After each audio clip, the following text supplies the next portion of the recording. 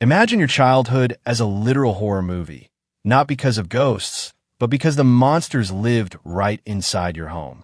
For me, that nightmare began the day my mom let a man named Otis into our lives when I was just 8 years old.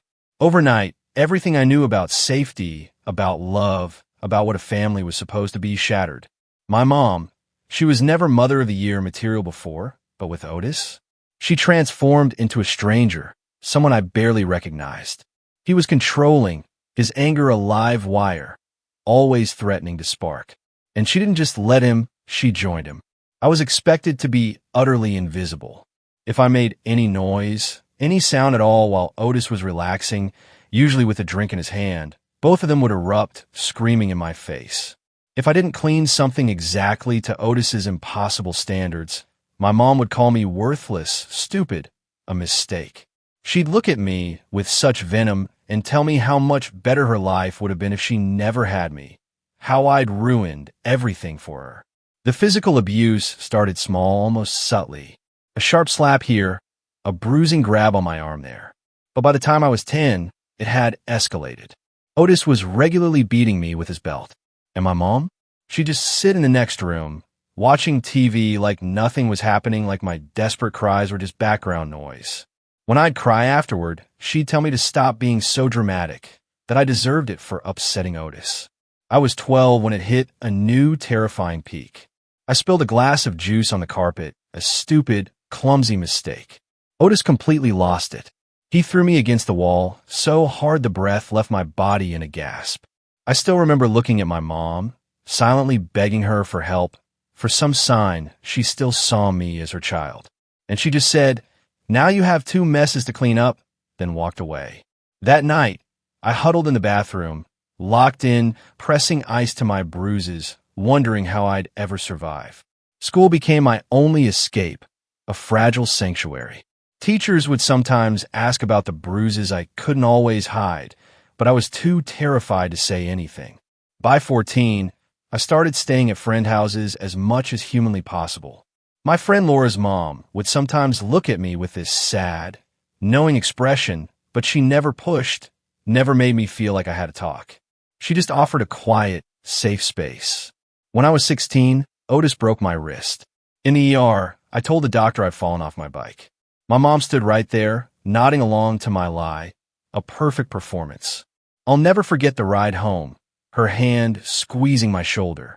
It wasn't comfort. It was a silent, chilling warning to keep my mouth shut.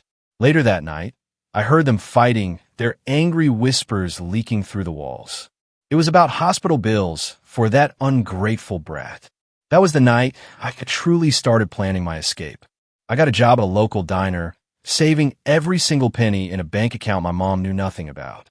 On my 16th birthday, she actually seemed almost normal. She got me a cake, even gave me a hug. For a split second, a tiny, foolish part of me hoped. But later that night, she stumbled into my room, drunk. She told me the only reason she didn't abort me was because she was too far along when she found out she was pregnant. She said keeping me was the biggest mistake of her life. That extinguished any last flicker of hope. When I graduated high school at 17, I was just waiting, biding my time for the right moment. It came a few months later. They went on a bender that lasted days.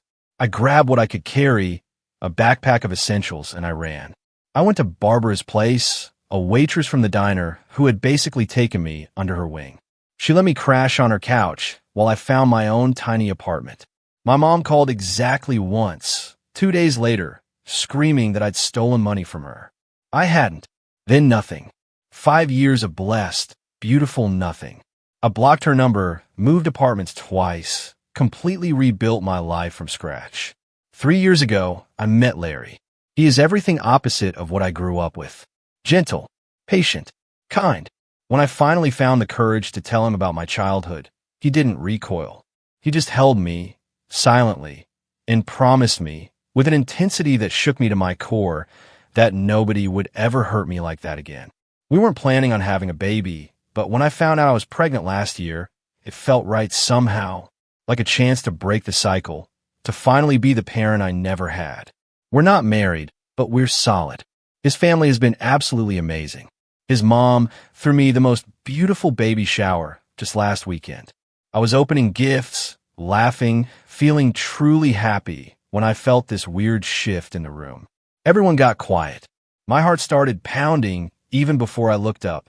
And there she was, my mother, standing in the doorway, holding a wrapped gift. She looked older, thinner, but I'd know her anywhere. My hands went ice cold. I couldn't breathe. Nobody in the room knew who she was, except Larry. I saw his face go from confused to a storm of pure, unadulterated fury as he realized. His mom, sweet and concerned, asked if everything was okay. I couldn't speak. My mother took a step toward me, tears welling in her eyes, saying my name. Larry moved between us, a protective shield, asking her to leave.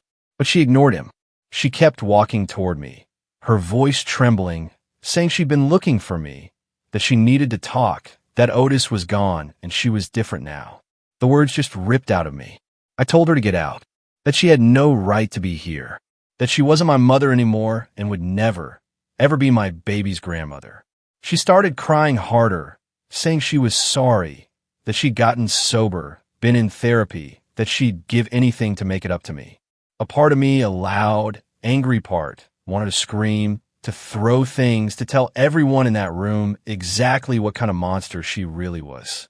But another part, a tiny, broken part, wanted to believe her. Larry's mom was trying to usher the other guests out, giving us some semblance of privacy. My mother took another step closer, reaching her hand out toward my belly. I stepped back, knocking over a chair with a clatter. She said she understood if I hated her, but begged me to let her try to make amends. Then she dropped the bombshell. She said she was dying. I froze. Dying? Was this some new manipulation tactic? Before I could even process the words, Hunter, Larry's brother, asked who the hell she was. I opened my mouth to answer when my mother suddenly collapsed to her knees right in front of me, grabbing my hand. I tried to pull away, but she held on tight, looking up at me with desperate, pleading eyes, saying, "Please, I'm scared. I don't have much time." Okay, so I had to step away before even writing this because I was so keyed up. But honestly, I don't think I've ever needed to get this out more than right now. If you read my first post, you know the history, years of hell at the hands of my mom and her boyfriend, Otis.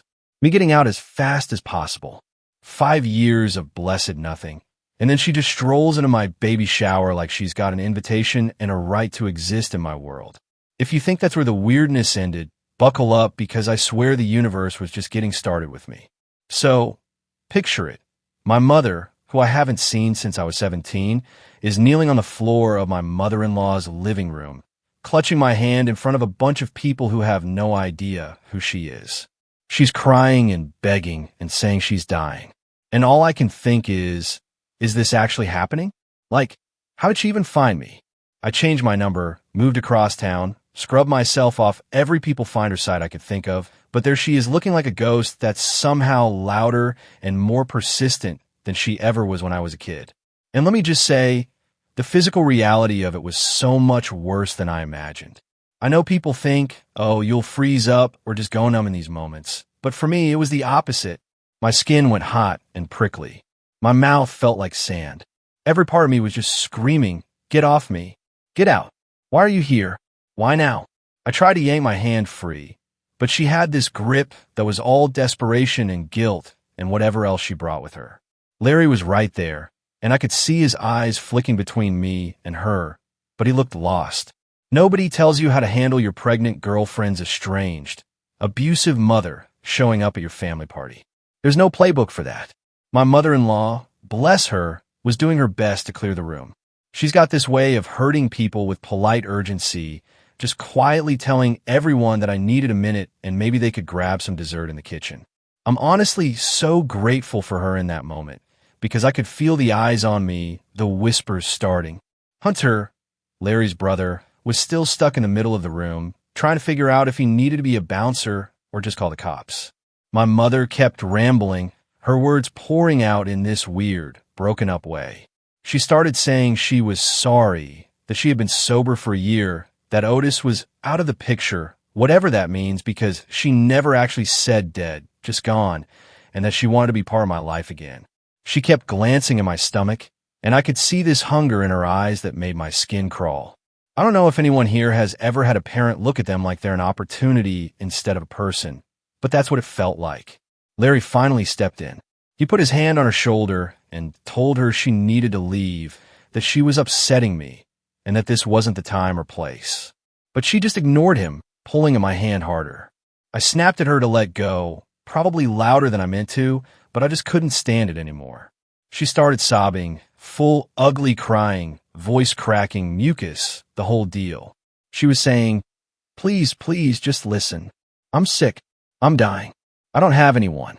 I need you," over and over, like a broken record that's also somehow a guilt trip. At that point, I pulled my hand away with all the strength I had. She lost her balance and kind of toppled sideways, landing hard. Hunter took that as his cue and moved between us, blocking her from getting up again. He was asking, "Do you want me to call the police? Do you want her out?" And honestly, I did. I wanted her gone so bad it hurt. But there was this tiny, horrible part of me that just wanted to hear what she had to say. Out of some sick need to know if she actually cared or if this was just another performance. So I said, "Fine, she can talk, but only if she sits on the couch and doesn't touch me." I don't even know where that came from. It just spilled out. My mother, of course, latched onto this like it was a lifeline, scrambling up and perching on the edge of the couch like she's afraid someone's going to drag her away. Larry sat next to me, holding my hand so tight it was almost painful. But honestly, I needed that anchor. My mother started talking about Otis, how she finally left him, how he's in jail for something unrelated, how she's been alone and working on herself. She says she got cancer and that she's in treatment and that it made her realize how much she regrets what happened. She's crying again, talking about God and forgiveness, and how she just wants to meet her grandchild before it's too late. The whole time, her eyes kept darting to my belly like she's imagining the baby already in her arms. And here's the thing. I don't believe her. Not really. I mean, maybe she's sick. Maybe she's not. But I know my mother. She knows how to twist a story, how to make herself the victim. She's always been good at that. I wanted to scream at her, to tell her she destroyed me, that I don't owe her anything. But I just sat there, silent. My jaw clenched so tight, I thought my teeth might break. Larry's mom poked her head in at one point, asking if I needed anything, and I could see the tension in her face. She's always been kind to me, but even she looked like she was about to lose it. Hunter was pacing in the hallway, muttering about calling security or just tossing my mom out himself. Meanwhile, my phone kept buzzing on the table, texts from friends who'd left, asking if I was okay, if I needed them to come back. My mother must have sensed she was losing her audience, because she turned up the drama. She started shouting, saying I was ungrateful, that she did her best, and that I never appreciated her sacrifices. She went on about how hard it was to be a single mom, how Otis made her life hell too, how I could never understand what she went through. And honestly, that's when I snapped. I stood up, hands shaking, and just let it rip. I told her, loud enough for the whole house to hear, that her best was letting a man beat me for years. That her sacrifices were just excuses for her cruelty. That maybe Otis was awful, but she was the one who let it happen, who joined in, who made me feel like a mistake every single day. I said she had no right to be here, no right to ask for my forgiveness, and definitely no right to my child. She tried to argue back, but Larry stood up and told her to leave. Hunter started dialing on his phone. My mother's face twisted into this horrible mix of rage and anguish, like she just realized she wasn't going to get what she wanted. She got up, yanked her purse from the couch, and started screaming about how I'd regret this, how I was just like her, how I'd never be happy. And then, because apparently we hadn't hit rock bottom yet, she tried to lunge past Larry toward me. He blocked her with his body, and she started hitting him with her purse, shrieking at the top of her lungs. Hunter grabbed her arm and tried to pull her back, but she dug her heels in and kept swinging, screaming that she wanted to see her grandchild, that I owed her that much. My mother-in-law came back in, saw the chaos, and immediately started shouting that she was calling the police. My mother froze for a second, then bolted for the door. Hunter locked the door, double-checking it like she might come back any second. Larry wrapped his arms around me, but I couldn't relax. I kept expecting her to start pounding on the windows or something. My mother-in-law started apologizing, saying she had no idea, asking if I needed anything, if I wanted to stay at their place for the night. I couldn't even answer. I just sat there, staring at the overturned chair, the scattered gifts, the ugly red mark on my wrist where my mother had grabbed me. Eventually, Larry and I packed up our stuff. I left most of my presents behind, just wanted to get out. The car ride home was brutal. Larry kept glancing at me like he wanted to say something, but didn't know how. I just stared out the window, replaying everything in my mind, wondering if I'd done the right thing, if there even was a right thing. When we got home, I checked my phone and saw a string of missed calls from unknown numbers. Voicemails too, but I couldn't bring myself to listen to them. I just blocked the numbers and put my phone on silent. For a while, we just sat on the couch, not talking, not moving. I tried to focus on the normal stuff. It was almost funny how quickly the drama of the day faded into the everyday mess of life. But then around 10 that night, there was a knock at the door. Not the buzzer, not the mail slot, just this slow, deliberate knock that made every hair on my arm stand up. Larry went to the peephole, then turned back to me with this look that said everything. It was her again. I told him not to open it. But of course, she started yelling through the door. She said she just wanted to talk, that she was sorry for what happened, that she was leaving town soon and needed to see me one last time. Larry told her to go away, that we'd call the police if she didn't leave. She kept begging, her voice getting higher and more frantic, promising she'd never bother me again after tonight. At that point, I just lost it. I went to the door and shouted back that I didn't believe her, that I wanted her out of my life, that if she didn't leave right now, I really would call the cops. She started crying again, saying she had nowhere else to go, that she just wanted her family back. I could hear neighbors opening their doors, peeking out to see what was happening. One of them yelled for us to keep it down, and my mother started shouting back at them, telling them to mind their own business. Larry ended up calling the non-emergency line. The dispatcher said they'd send someone by to check things out. Meanwhile, my mother kept yelling, alternating between begging and threatening, saying she'd tell everyone what a terrible daughter I was, that I abandoned her when she needed me most, that I was heartless. I just stood there shaking, wishing I could vanish, wishing this had never happened. When the police finally showed up, my mother tried to spin her story, telling them I was her daughter, and she just wanted to say goodbye before she died. The officer looked at me, asked if I wanted her trespassed, and I said yes. He told her she needed to leave, that if she came back, she'd be arrested. She started sobbing again, but the officer didn't budge. She finally left, sobbing and cursing, and I watched her go down the hallway, her shoulders hunched, her head down. She looked so small, but I couldn't feel sorry for her. Not after everything. We locked the door, double-checked the windows, and just sat there, not saying anything. I kept waiting for another knock, another call, another escalation. But for the rest of the night, it was quiet. I didn't sleep. I just lay there staring at the ceiling, wondering what fresh hell tomorrow would bring. And of course, I was right to worry because the next morning there was an envelope shoved under our door. My name written in her shaky handwriting. Inside was a letter, pages and pages of apologies, accusations, stories.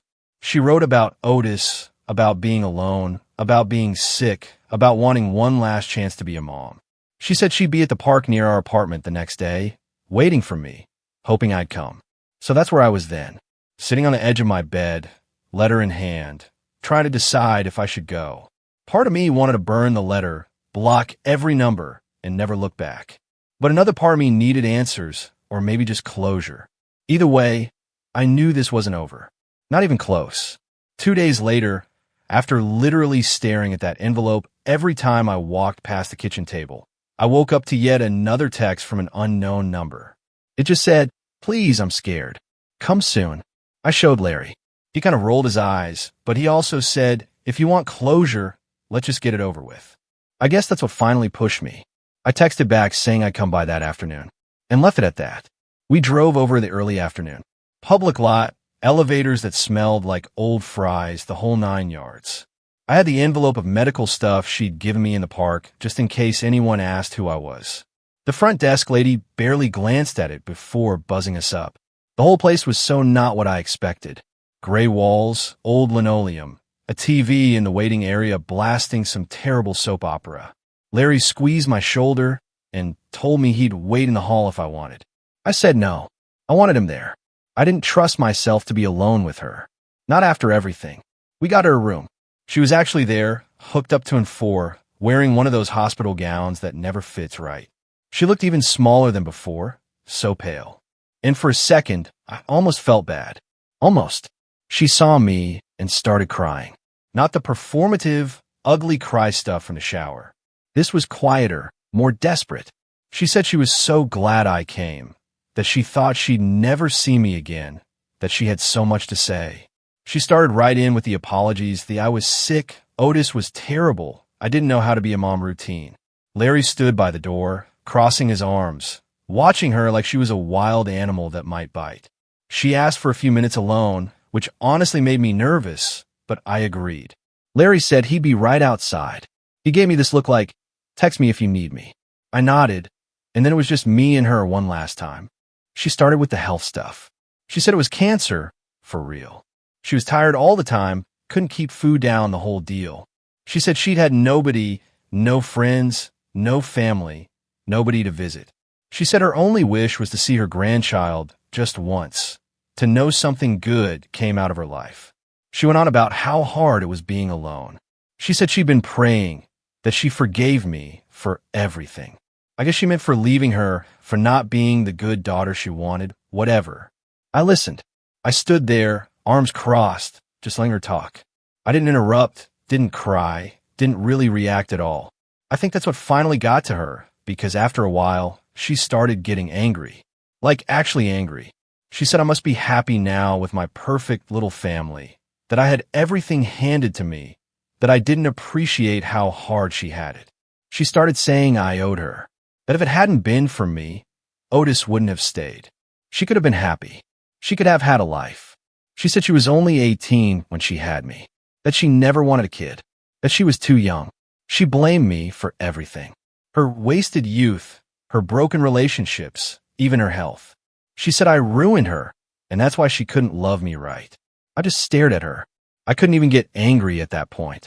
I told her flat out I was done blaming myself for her choices. I told her I might never forgive her, but I wasn't going to let her poison my life anymore. I said I was sorry for her, but I was not sorry for leaving, and I was not sorry for keeping my child away from her. She started to cry again. She reached for my hand, but I stepped back. She said, "Please just hold my hand. Just let me see the baby once." I shook my head. I said, "You don't get to do this. You don't get to hurt me for 20 years and then show up and demand forgiveness because you're dying." She said she didn't want to die alone. I told her, "You made your choices. You chose Otis. You chose yourself. Now I'm choosing myself." She went silent, just stared at me, tears running down her face. I left the envelope of medical stuff on the table by her bed and walked out. Larry was standing right there, looking tense. I nodded and we left. Neither of us said anything until we got outside. Back in the car, I just sat there, staring out the window, trying to decide if I felt better or worse. Larry asked if I was okay. I shrugged. He said he was proud of me. And that's when I finally let myself cry for a minute. Not for her, not anymore, but for me.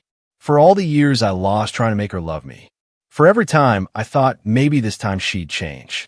For every birthday I spent waiting for her to show up and apologize. The next week, everything felt weirdly normal. Until it didn't. I started getting headaches. Couldn't focus. Kept snapping at Larry over dumb stuff. I thought it was stress or maybe just pregnancy brain. But then, out of nowhere, my water broke weeks early. Cue the absolute chaos. Larry went into full panic mode, running around the apartment looking for the hospital bag that I'd half-packed and then completely forgotten about. I texted my mother-in-law, who said she'd meet us at the hospital. The Uber ride felt like it took forever, even though it was maybe 15 minutes. Larry kept squeezing my hand, telling me it would be okay, but I could see the worry all over his face. The hospital was packed. They checked me in, got me into a room, started monitoring everything. I was scared, not gonna lie, but mostly just determined to get through it. I kept thinking, I'm not going to let my mother's drama ruin this for me. And then, because apparently the universe really hates me, My mother somehow found out I was in labor. I have no idea how. Maybe she called the hospital pretending to be a family member. Maybe she stalked my social or got it from some mutual acquaintance. Who knows? But suddenly, mid-contraction, a nurse poked her head in and said, "There's a woman at the front desk who says she's your mom and wants to see you." I just started laughing. Are you kidding me? Now of all times? Larry absolutely lost it. He stormed out to the nurse's station, telling them under no circumstances was she to be let anywhere near our room. My mother-in-law showed up, saw the commotion, and immediately started laying into the nurses too. The nurse manager came by and apologized. So they'd take care of it, but I kept hearing her voice down the hall, loud, pleading, saying she just wanted to see her grandchild, that she was dying, that this was her last chance. Security showed up and tried to walk her out. She started screaming, yelling that I was a horrible daughter, that I was selfish, that I'd regret this forever. The nurses closed our door, and someone put a note on the chart that under no circumstances was she to be allowed back in. I could still hear her, though, all the way down the hall yelling my name. Labor went fast after that. The baby was healthy, though small, and honestly, seeing him for the first time made everything else fade out for a few minutes. Larry cried, his mom cried. I was just relieved. For once, it felt like something actually went right. We stayed in the hospital for a few days. Security checked in a few times just to make sure there weren't any more scenes. My mother tried calling, left voicemails on every phone she could find. Even called Larry's mom at her house line. No idea how she got that number. She said she'd forgive us if we just let her see the baby. She said she was going to tell everyone what a terrible daughter I was. She said I'd regret this when she was gone. I didn't answer. I let Larry and his mom deal with it. I blocked every number. I made the nurses promise not to tell her anything, not even if we were there. I was done. We went home with the baby, and things started to feel almost normal. Well, as normal as you can get when you're running on 2 hours of sleep and your life feels like it's been on fire for months. I kept half expecting her to show up at the apartment again. I kept double-checking the locks, peeking out the window before leaving. A week after we got home, I got a letter in the mail. No return address, just my name written in that shaky handwriting I'd know anywhere. Inside, there was a single photo, me as a baby in her arms. On the back, she'd written, "I loved you once. I wish I'd known how." No apology, no plea, no threats, just that. I stared at it for a long time, then put it in a drawer. Not out of sight, but not on display either. Maybe one day I'll look at it and feel something other than this weird, tired sadness. Maybe not. Larry's been amazing, honestly. His family has stepped up in ways I never expected. His mom brings food. Freya from down the hall dropped off some baby clothes and actually apologized for her earlier comment about family. She said she didn't realize what was really going on, and I didn't have the energy to hold a grudge. I didn't know this. I'm not my mother. I'm not perfect, and I'm probably going to mess up a million times as a parent, but I will never be her. I'm done waiting for her to change or for some big moment of closure that makes it all okay. Real life isn't like that. You just keep going one day at a time. If you ever wondered if you're allowed to cut out toxic family, let this be your sign. You are. You don't owe anyone for just because they share your DNA. Sometimes the healthiest thing you can do is walk away and lock the door behind you. And sometimes that's the bravest thing. What do you think? Have you ever had to make such a difficult choice with family? Share your experiences in the comments below. I'd really love to hear them.